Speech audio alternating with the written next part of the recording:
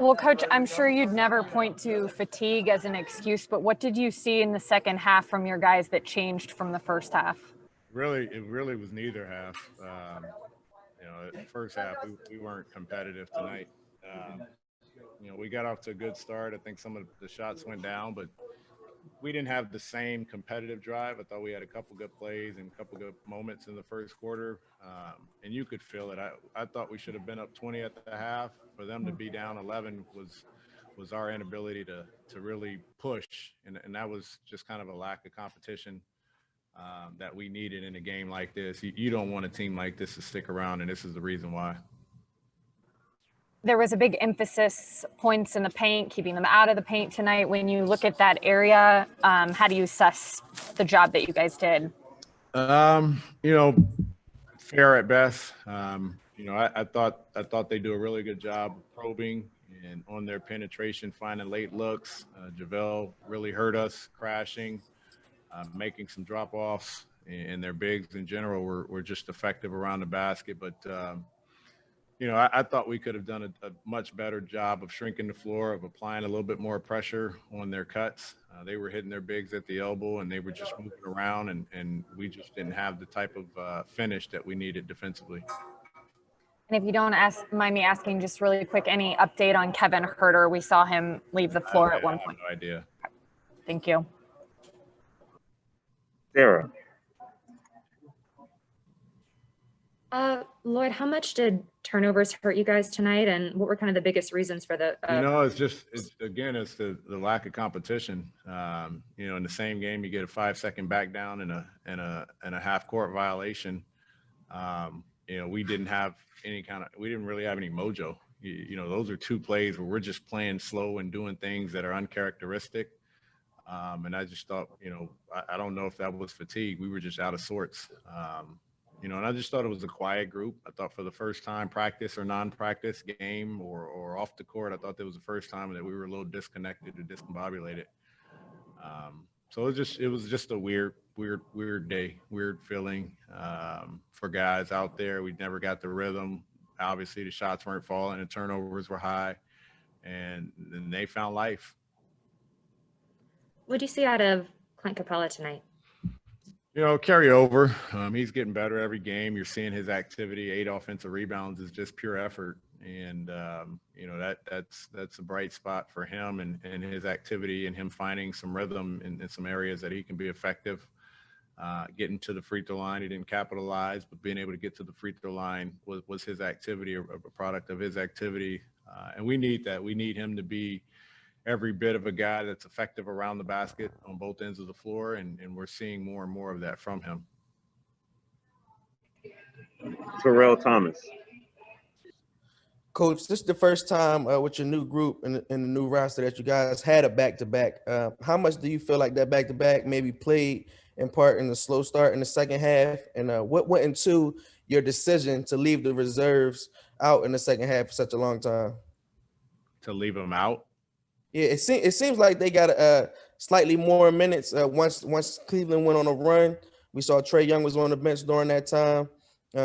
Once the lead was down to about 4 points, we saw Trae get off the bench. Was there any reason why during that stretch the reserves were out on the floor? It's the same rotation we've used in every game. They actually reduced it. I actually brought the starters back in the fourth quarter a little bit earlier. We had a somewhat of a lead. I think it was 11 when I took most of the starters out, and we didn't finish the third quarter well, and it ends up being a 4-point game. And it's really a 1-possession, 2-possession game early in the fourth. And I just thought if we could slowly, I think I subbed Bogey in first and ended up bringing Kevin pretty much after that.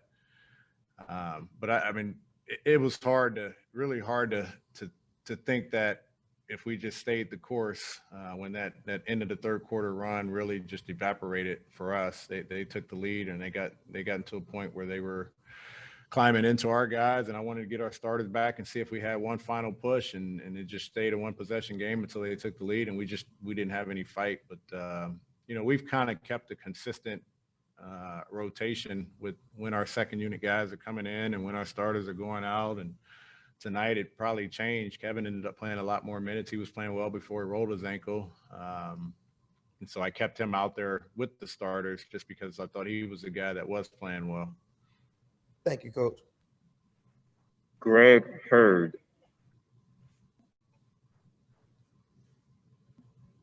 Hey, Coach, through the first 4 games, Trey's averaged about 15 free throws a game. The last 2 games, he has a combined 8. But with this game in particular, do you think there was anything with the Cavs' defensive effort, especially Dante Exum, that kind of kept him off the line?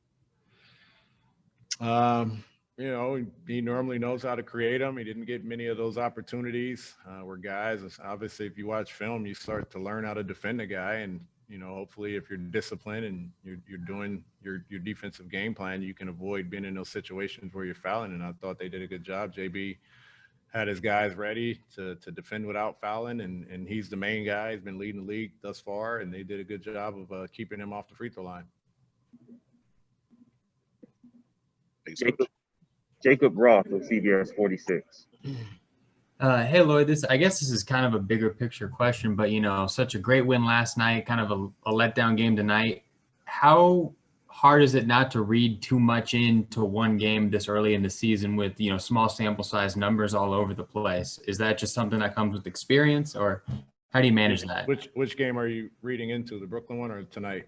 I guess, you know, both. You know, I guess you can't get too high or too low. How do you avoid trying to take too much from just one up or down, one way or the other? I don't. Every game you learn from, you try and correct your mistakes. I think I said it yesterday. You know, you don't celebrate much in this league, and we weren't going to celebrate Brooklyn knowing we had a 2-hour fight and got home at 3 and we had a game to play.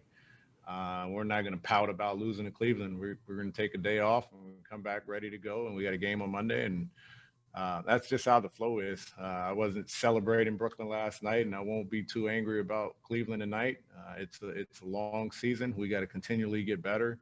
You learn some things in a game like this. You learn some things in a game like last night, but you don't hang your hat. You got to keep moving forward. We've got a lot of work to do, and we've said that from start to finish, and we'll continue to say that. Thank you. 2 more, Kelly Crawl. Coach, when you say that, to piggyback on that, what do you want your guys to learn from tonight specifically? Stay together. We mentality, stay together. You know, we need everybody. We need everybody to bring it, and we need everybody to support each other. It's really that. You know, you're in a back-to-back.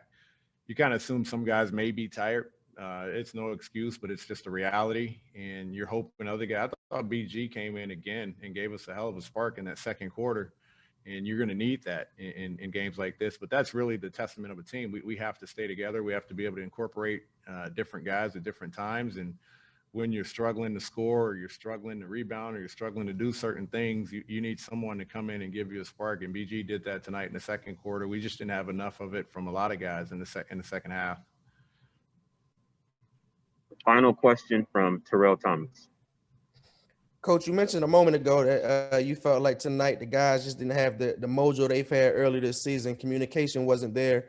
A quick start again, as you mentioned, Monday the Knicks will be in town. What was your message for your team this evening, and what will you be looking for? What will you be looking for out of your team on Monday when the Knicks are here? We got a day off tomorrow and get some rest. It's been a long week. Just got back into town late this morning. Early this morning, however you say it, you know, and when we meet on Monday, we'll get prepared for New York. You know, we'll put this one to bed. That's all we talked about. We didn't really say anything about New York. I haven't seen New York. We'll put this one to bed and watch the film and be prepared for our game plan against New York and what we can do coming off a day off.